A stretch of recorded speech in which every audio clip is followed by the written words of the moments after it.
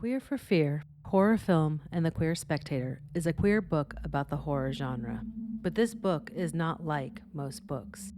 For one, Queer for Fear is not a book about horror tropes or how explicit or subtextual queerness shows up in horror films, which means that it is not concerned with analyzing or reading individual horror films as much as we may love them.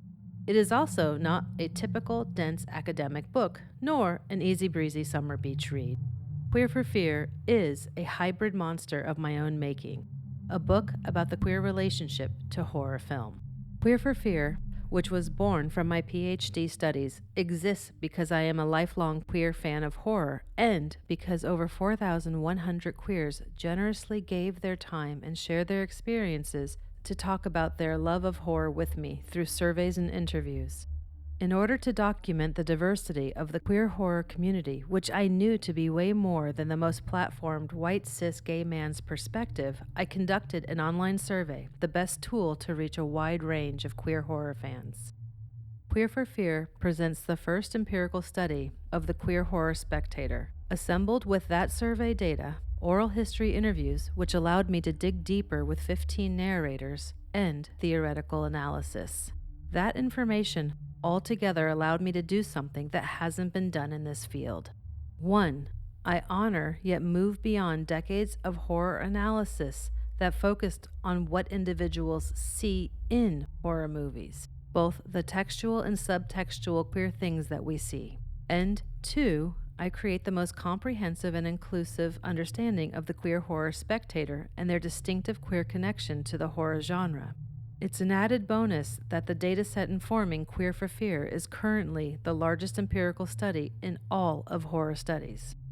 The resounding response to the survey confirms not only the diversity of the horror-loving queer community, but also how much we love and appreciate the genre in similar ways.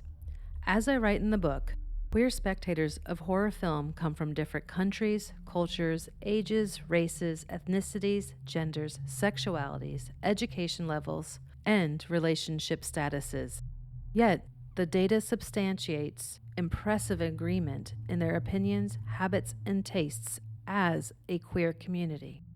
Queer for Fear is a decidedly and purposefully queer project that centers those who exist at the edges of society. Those of us who live in the periphery of cis-heteronormative mainstream culture.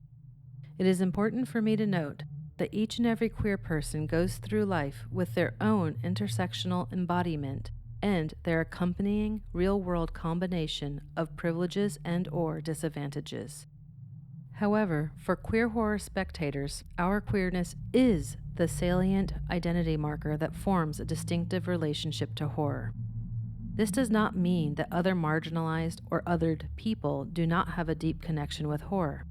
It just means that their relationship is different than the queer one, and it exists within the cis heterosexual paradigm, an essential part of normative society. This work is a political act of queer reclamation. Queer for Fear is by, for, and about the queer horror spectator. In fact, a central finding is that the queer connection to horror is ontological, meaning it is intrinsic to queer embodiment itself. Or, in other words, the connection to horror is part of the essence of being queer. It is also important to note here that I privilege discussing the queer community over individual queer horror fans in an effort to emphasize the value of community itself.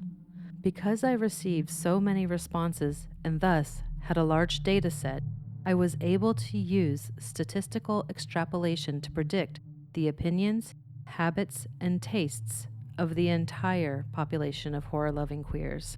In other words, my work makes bold claims because I have the evidence to back them.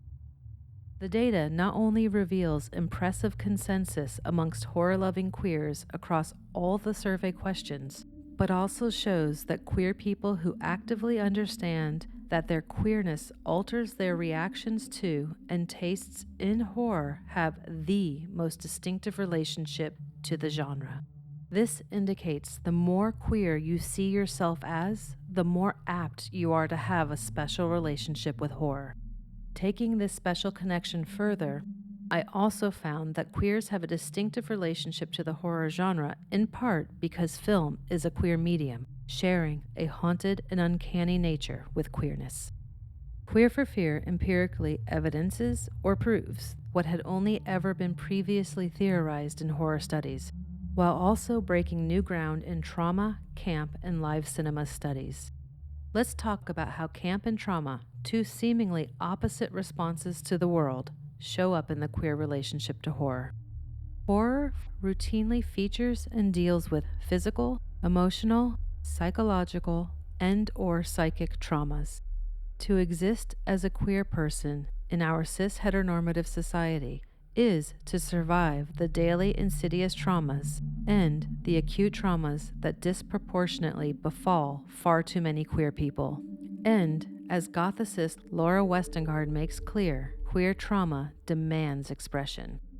I build on this idea by explaining that the queer connection to horror is a meaningful expression of queer trauma. As I say in Queer for Fear, horror's therapeutic value to queer spectators exists not because all horror representationally and explicitly exhibits queerness, but because the genre ontologically, subtextually, and allegorically engages with and connects to queer alterity. The queer expression of trauma doesn't end with just a connection to horror. I establish in this work that we also intake our queer trauma and creatively transform it into a joyful and cathartic expression, as is the queer way, in a camp relationship to horror. Camp and horror share numerous characteristics in addition to trauma, such as over-the-top excess, flamboyant extravagance, exaggerated objection, artifice, and extremity. Indeed, us queers forge our camp relationship to horror through textual, subtextual, extratextual, and/or paratextual readings and connections. Queer for Fear also documents the importance of drag performers as community galvanizers when they act as horror hosts who create spaces for queers to gather and watch horror films together. We look at Peaches Christ's Midnight Mass in San Francisco, California, and Carla Rossi's Queer Horror in Portland, Oregon, as case studies to learn more about this. Since there are few places for queers to gather, especially ones not centered around alcohol, queer horror spaces become vital experiences of queer collectivity, especially given the importance of cinema overall and horror in particular to our community. These live cinema events that combine horror, camp performance, and laughter, become Bakhtinian carnivalesque spaces that allow play and queer failure to flourish against normative society. We need more queers across the globe to create their own queer spaces that screen horror films to queer audiences, spaces that foster a queer connection and understanding we can't get in normative spaces. As I conclude in the book, this study argues that queer lives have the capacity to change horror. The Queer Spectator, with their queer lens, engages with horror film in fundamentally queer ways and, in the process, transforms the genre into something wholly new. The conclusions of this academic study are resolutely both a political act and an intervention, seeking to move the discourse about queerness and horror beyond the textual, subtextual, and representational to bring the embodied queer spectator and queer audiences from the periphery to the center of horror studies.